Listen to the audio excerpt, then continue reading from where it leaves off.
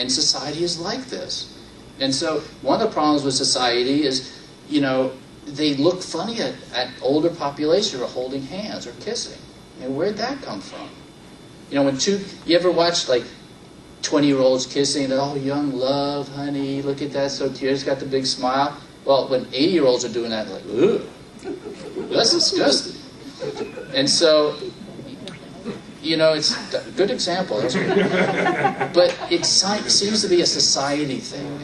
And my father, he's a retired psychiatrist, he thinks it has something to do with we can't appreciate that our parents had sex more than enough to make us.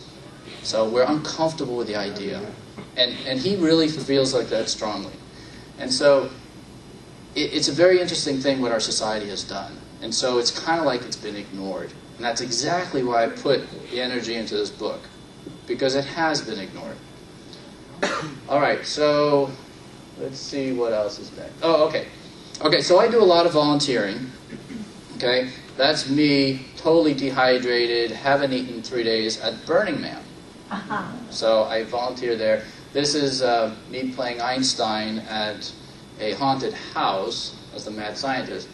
And what this reminds me is the psychological issues of sexuality. Okay?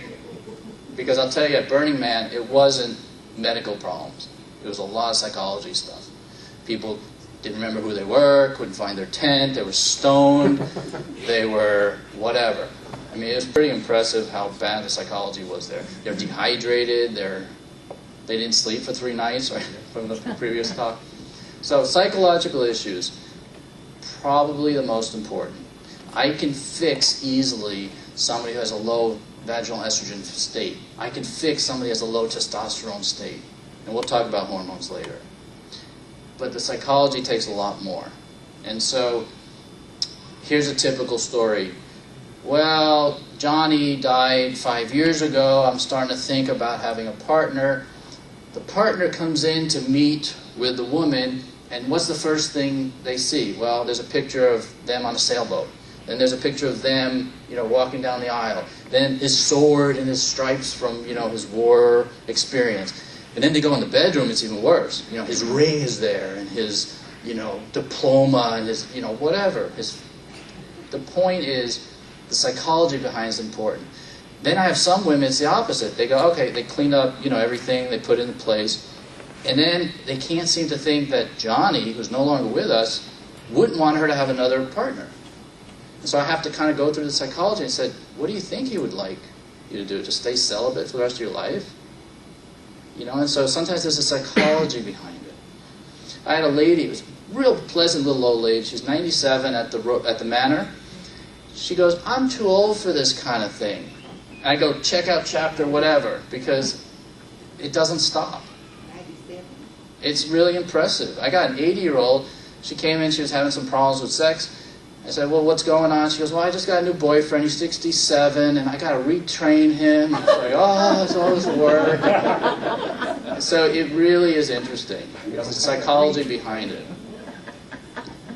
All right, so It's normal, right? Absolutely. there you go. Okay, now this is, nobody's going to know what this is, I don't think. Some kind of It's called Jaja, and it's in Argentina, and the locals, it's probably a fungus, the locals use it as some type of aphrodisiac. And we found these 2 things laying on the ground. I didn't tell the guide, he'd probably take them or something, but I needed a picture of that. And this, Sharon? I don't know. That's classic. Right, Datura stramonium, loco weed. And when they're pointed up, by the way, that's Bruxmania. But Datura is pointed downwards. It's a trumpet flower. It's very, very toxic. And of course, this reminds me of medications. Okay? So Datura, the kids use it all the time as drugs, particularly North Carolina area. And every once in a while, somebody kills themselves doing these drugs. It's a dumb thing, but, you know, they used to smoke banana peels, right? Yep. So medications. Medications can have a good side and a bad side. I think that's the best way of presenting it. Yes, there are medications that are aphrodisiacs, and people actually are surprised sometimes to hear it. So in my practice, I have prescribed medications to improve sexuality. Some of them are really obvious. You're low on estrogen, let's give you some estrogen. You're low on testosterone, we can talk about testosterone. Now let's talk about hormones in women just for a quick second. Sexual activity in males, actually let's talk about males, 95% hormonal. So in the old days, you castrated, right, a rapist. Well, they were never sexually active again. It was done. It worked. In women, we pull out ovaries all the time, right? And women are still sexual. So it's 45% sexual activity in women is hormonal and 95% in males. We're different species. That's really important because if I was a drug company and I can give a guy an erection, I got a blockbuster drug.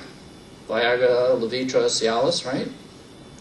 If I'm a drug company, something to a woman, one pill, it's not going to work. It's not easy. Women are a lot more complicated. And so when women come in and says, oh, do you have any Cialis laying around? I'll go, actually I do. The drug company gave me some, but it's not going to work. It's a lot more involved. So the point here is that we have to work and try to find out what's happening. It's not going to be a simple fix. And I usually have to educate women on this component.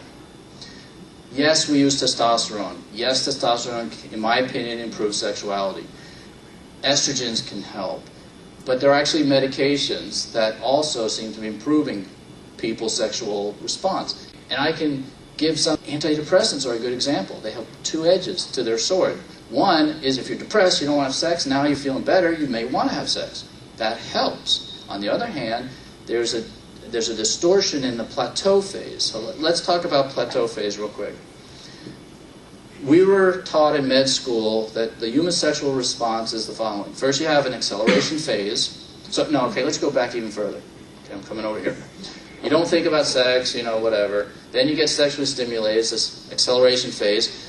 Then you're being stimulated, and you have this plateau phase. There's your orgasm, and in males, you're dead. Okay, you're asleep. Okay, yeah, you get your cigarette or whatever. This refractory period in young males can be a few minutes. In older males, as much as 4 days. Wow. Seriously, it could be a couple days. So anyway, that's a male response. Females, they don't think about it, sexually stimulated, plateau phase, orgasm. They can continuously do this. It's not, yes, for the multi-orgasmic women. The point is, they don't have to go into refractory phase. I've got plenty of women who are multi-orgasmic. It's a fairly uncommon finding, but it can happen. Okay, so the point with the sexual response phase is that the plateau phase is modified in SSRIs. Selective serotonin reuptake inhibitors. Prozac 1988 came out. There's Luvox, Zoloft, Lexapros, citalopram, duloxetine. There's a ton of them out there now. The point is that plateau phase is prolonged, which means, let's say you're a 5-minute orgasm girl. Okay, it takes you 5 minutes. It might take you 20. It's not you. Not your partner, it could be the medication. So I have to explain that.